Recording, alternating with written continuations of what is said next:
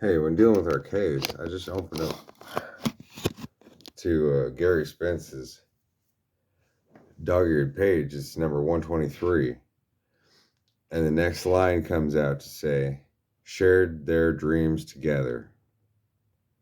He opened a small diner, made pot roast and great chili, and she taught school. And he raises his glass to a toast. They lived happily ever after.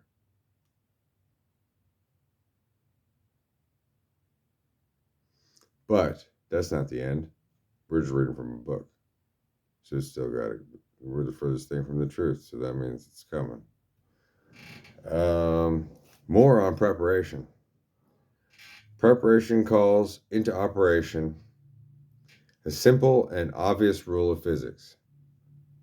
Unless there is something in the reservoir, nothing can flow from it. Nothing in, nothing out, as computer people say. But most people relate to GIGO, garbage in, garbage out. To prepare for an argument to a jury on how to survive as a partial quadriplegic, that is, partially paralyzed from the waist up and totally paralyzed from the waist down, and how a jury might translate that devastation into a dollar amount in its verdict. Oh God, I hope we can win this case.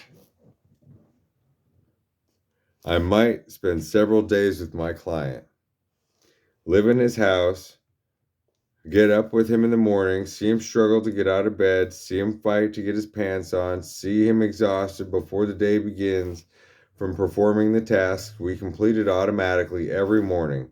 How does he move his bowels, change his urine bag? How does he bathe? What massive part of his life is consumed each day and the enormous effort it takes to get up, to bathe, to dress?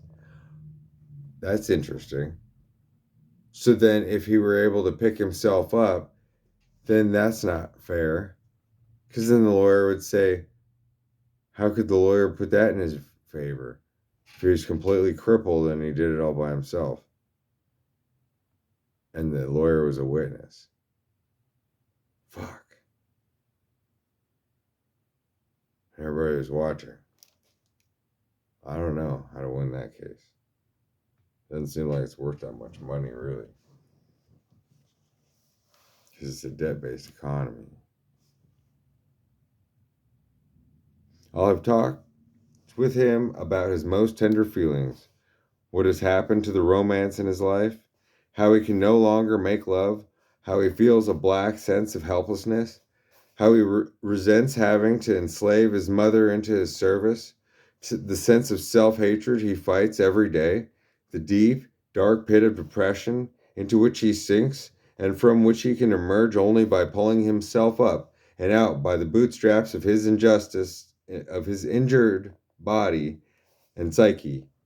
I'll have learned of his propensity to disease, to, to kidneys and bladder infections, the cost of special medications and continuous medical attention, the cost of attendance, of equipment, wheelchairs, the specially rigged van he must learn to operate and drive for his transport, ramps to his house, extra wide hallways for his wheelchair, a bathroom specifically designed so he can wheel into the shower. I know all about muscle spasms, about the hypothermia from which he will suffer if left in the heat because he cannot sweat. I have read the medical literature and interviewed the experts until I find I have begun to double back on myself by learning the same things all over again. When him as the attorney could just see, holy shit, what am I doing here? I could be doing a lot better things with my life right now. At least something different. Or on one path instead of two different things. Or two crippled existences living apart from each other.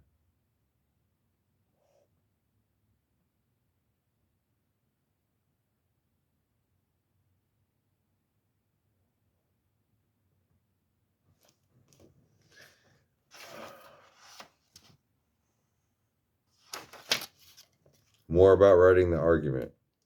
Yet after all this preparation, I will still write out the story.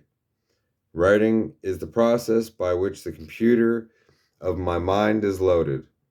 Writing one's argument in longhand on one's word processor or computer confirms that argument is important enough to devote the time and thought to the proposition one wishes to forward.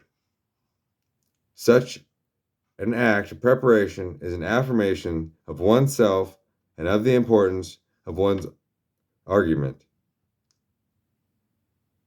It also confirms our respect for those to whom we will deliver the argument so that both we and the other are acknowledged as persons worthy of the effort, for we do not take the time to exquisitely prepare an argument to those who mean nothing to us, or spend our lives preparing arguments on meaningless or empty issues.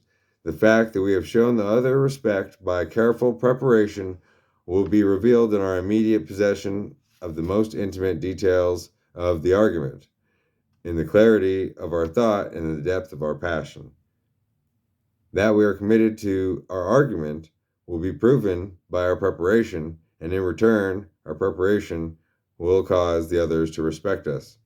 Respect is a wondrous mirror.